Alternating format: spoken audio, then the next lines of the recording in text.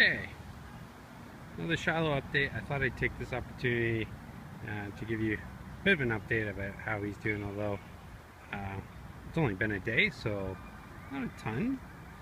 We just went for a super long walk and he did really well, and as a treat we're gonna let them go off leash. Ken, sit down.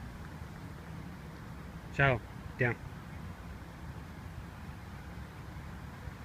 Hey.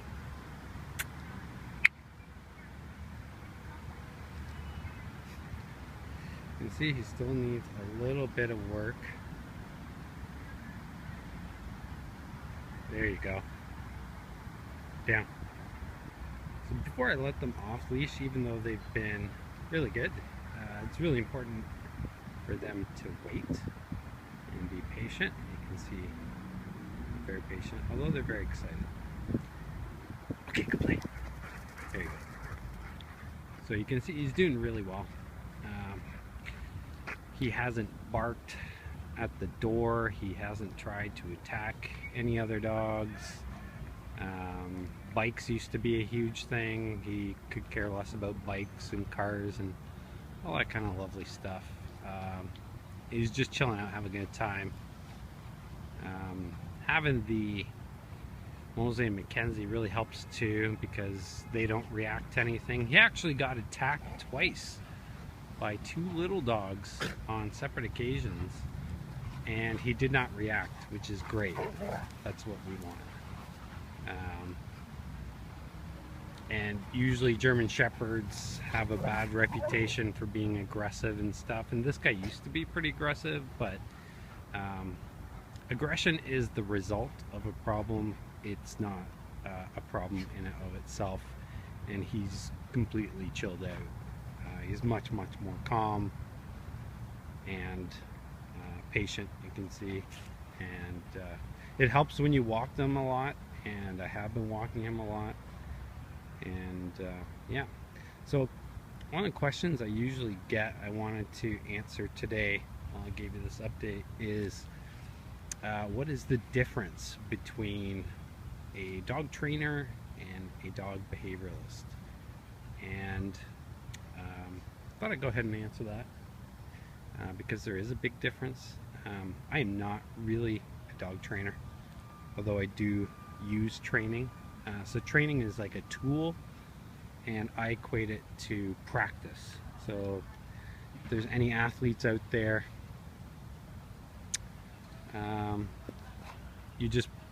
practice is what you need to get better at something, but for what I do, I focus mainly on the dog's psychology and state of mind, and really tapping into their natural instincts and their natural way of being. So that's the biggest difference between a behavioralist and a trainer. A trainer is just looking for conditioned responses. So they actually create behaviors. So like sit, stay, come, all that kind of stuff. A lot of times it's heavily treat based, and what I do is the opposite. I actually remove behaviors. So dog is barking, dog is being aggressive, anxiety, nervousness, tension, fear. You know, I help a dog to remove those behaviors. So that's the biggest difference. A trainer creates behaviors, and a behavioralist removes behaviors. So I'm just looking to get him back to nature and how a dog should be, which is pretty chilled and pretty happy and calm and quiet. Even though he's really excited, he's not like overly excited. You know, he's playing, he's sniffing, he is no longer triggered by bikes or kids or even aggressive dogs who have attacked him. He, like I said, he's not even really flinched, which means he's getting back to becoming balanced. The other thing that a behavioralist does is they focus in on the relationship between the dog and the handler, and understanding how that relationship influences the behavior. Dogs are a reflection, they're like a mirror of the handler. So if you're nervous and anxious and fearful, they will be like that. If you don't trust your dog, they won't trust you.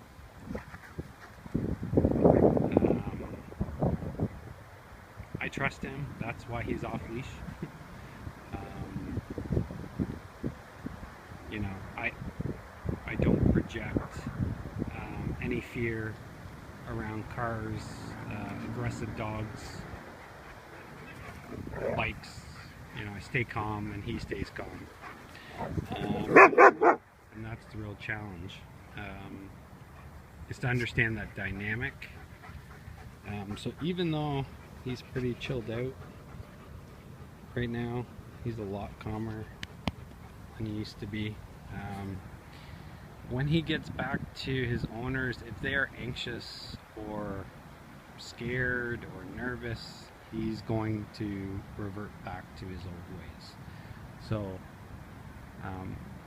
like, even though he's like this now, it doesn't mean he's going to stay like this. It just means that when I give him back to his owners, they can maintain this state of mind, rather than try to get him to that point on their own. And as long as they learn to trust him, which I know it sounds weird.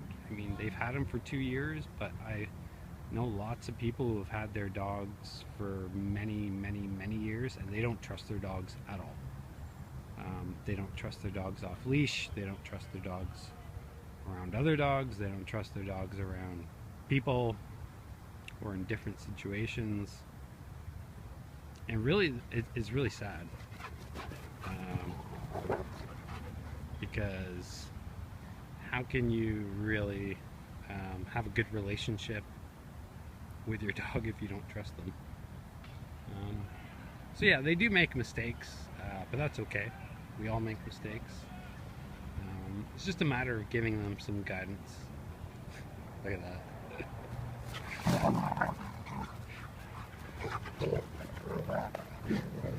Those are play grouse. Here comes Mom. Hey!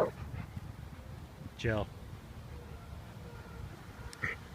So when the play gets a little too excited, you can calm them down. But yeah, so if you don't trust your dog isn't going to trust you, and he's probably going to lead a really isolated, lonely life. He won't get to really interact with other dogs. They're social. They need to meet different dogs. They need to be put in different situations. So I really encourage anyone. Hey buddy. Yeah, I know, I love you too. Really encourage anybody to seek out help. I mean, I usually tell people, there you go. If you have a toothache, you go to the dentist. If there's something wrong with your car, you take it to the mechanic. There you go. How happy is it? Oh, shush, Mose. And if there's something not right with your dog, you know, go seek out some professional help. I mean, I usually get the worst cases. This guy was pretty bad when I met him, but you can see how quickly they turn around. So the dogs aren't the problem. The dogs are easy to deal with. It's the people that are really difficult. But I have a background in HR, so working with people I'm used to. And that's where I train. I train the people, not the dogs. The dogs, you know, you practice certain things with them. Shiloh, come. Come here.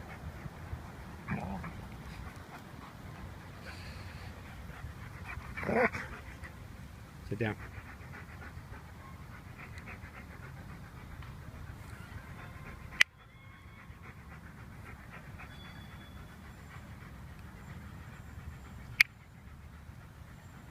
Down. Good boy. There you go. So, Candace, you want to say hi? Or do you want to say bye? This is a good time to end it. Okay, guys. Take care. Take your dog for a walk. If you really want to show your dog you love them, they don't need treats. They don't need fancy clothes or anything like that. They're happy when you just take them for a walk. Say bye, Shiloh. Shiloh, say goodbye. Yeah. All right.